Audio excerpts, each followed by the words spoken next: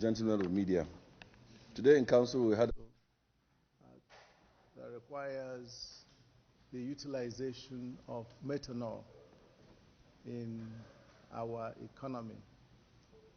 The problem that we have in the Niger Delta, where our natural gas is flayed, and it has created lots of problems, environmental problems, and particular problems for our fellow Nigerians living around those areas where the gas is continuously flayed. Is of major concern to this administration, and one way to help us completely solve this problem of gas flaring is to convert the natural gas into methanol. Methanol is a liquid that finds use in virtually all sectors of the economy. You can use methanol for transportation. All those racing cars that you find that they put M85, M100, essentially that M is methanol, 85% methanol, and then 15% gasoline. But for ordinary use, normally the blending will be 15% of methanol, so that you don't need to make any adjustments to your vehicle.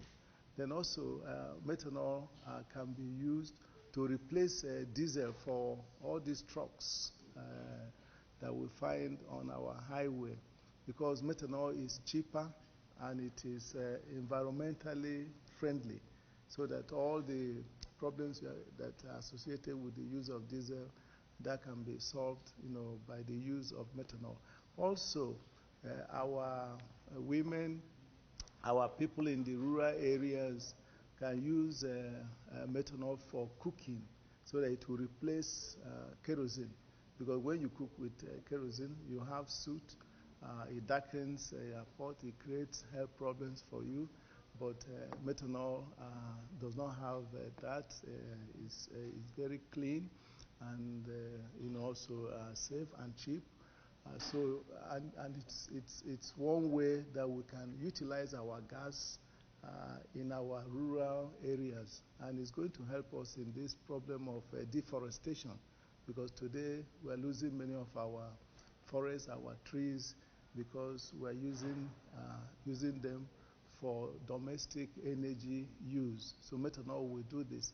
Methanol is also useful in generating electricity. Power plants, many power plants that currently use diesel and all that, methanol will be a replacement. So this is what the Federal Executive Council has approved, and once this is implemented, it will help us to create new businesses, particularly micro and small businesses that have the potential to grow into bigger ones. It will help in the creation of jobs. It will also help to create wealth, and be one good way to help us solve the problem of fighting poverty. Thank you so much. Thank you, sir. The gas that is being flayed is gas that is associated with crude oil in its production. So it is actually that gas that will make it possible for the crude oil to come to the surface. So you need to find application for the natural gas. Otherwise, it will always be more profitable for those who produce crude oil to flay it.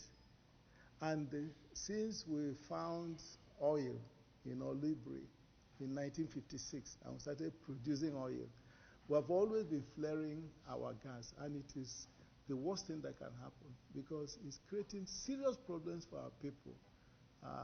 So many people have health challenges. They no longer can do things that they used to do before for their own economic well-being.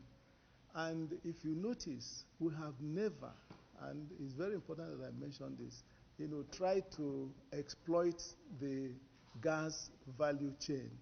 That is to add value, to that gas in a very massive manner. This methanol project is very massive because you will be, for example, for just blending with gasoline at 15%, that will be a very massive amount of methanol. And then you require a lot of gas to produce that quantity. Now, you can imagine all the trucks that we have in the country running on methanol. You can also imagine that many of our turbines that we use for electricity production will now start to use methanol.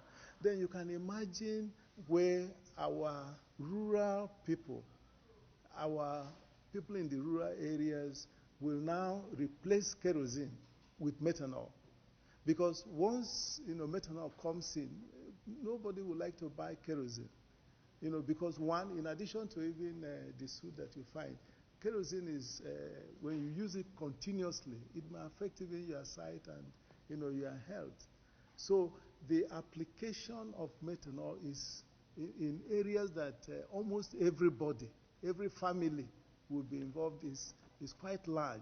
So the quantity of gas that you require to produce this volume of methanol that we're talking about is massive. The only thing I want our Nigerians to recognize is that something like this cannot be achieved overnight, because it will take time for us to build the plants, because our aim is to make sure that we domesticate the technology, that the plants that will now produce the methanol will be built in Nigeria, so that we take our gas and produce the methanol. So definitely this is a completely new approach.